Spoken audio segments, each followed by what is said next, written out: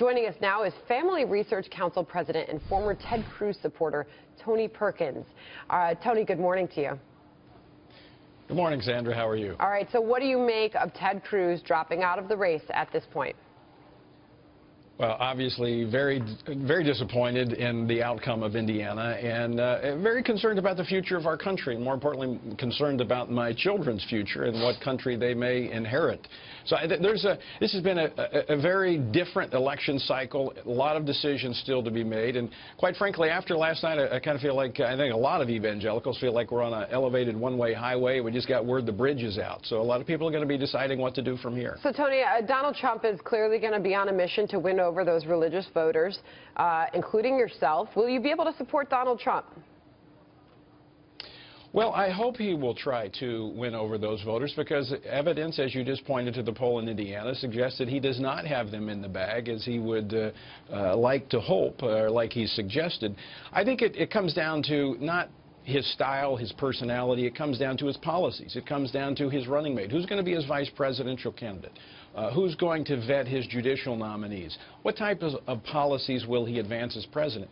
Those evangelicals, conservative voters, weekly churchgoers, as the poll indicates, are very concerned about the moral climate, not just about trade deals, but about the moral foundation of our country, and he's going to have to address that. And he's going to try to unite the party. So the tail end of my question, I'm sorry if I didn't make it clear, but I'm wondering, will you, sir, be able to support Donald Trump? Well, I'm not ready to say that. I mean, the jury is open. I mean, we go back to 2008, 2012, and the Republican candidate was unable to close the deal with all of the party, especially the conservative voters. And so I hope that he's taken note from that and will not only campaign on issues and not just throw a bone to conservatives, but truly make that integrated into his platform, his vision for America. So, Tony, hi, it's Steve Moore here. I mean, the truth is, if you look at the last 10 or 12 primaries, Donald Trump has actually done surprisingly well with the evangelical voters. In fact, in many states, he beat Ted Cruz with the evangelicals. So it doesn't seem like that's a huge weakness for him. But I guess the question I would ask you, because you are one of the most important religious conservatives in the country, is that what does Donald Trump have to do specifically on, and on what issues does he, for people like you to come out? We need enthusiastic support if we're going to beat Hillary Clinton. We need a united party. And someone like you, Donald Trump is going to need your support. Well, it is correct that you're going to have a unified party to beat Hillary Clinton.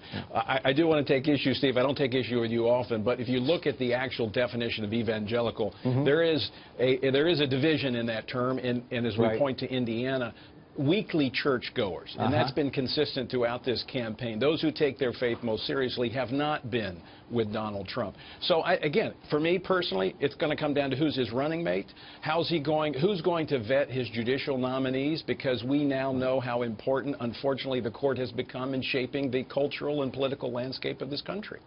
And Tony, I was actually looking up earlier in the campaign cycle, an evangelical leader was quoted saying, in support of potentially supporting Donald Trump, at this point, we're not looking for someone just like us. We're looking for someone who doesn't hate us. Would you support that same thought? Well, I mean, that's a good start. Not to have somebody that hates you, but I would prefer to have someone who likes you.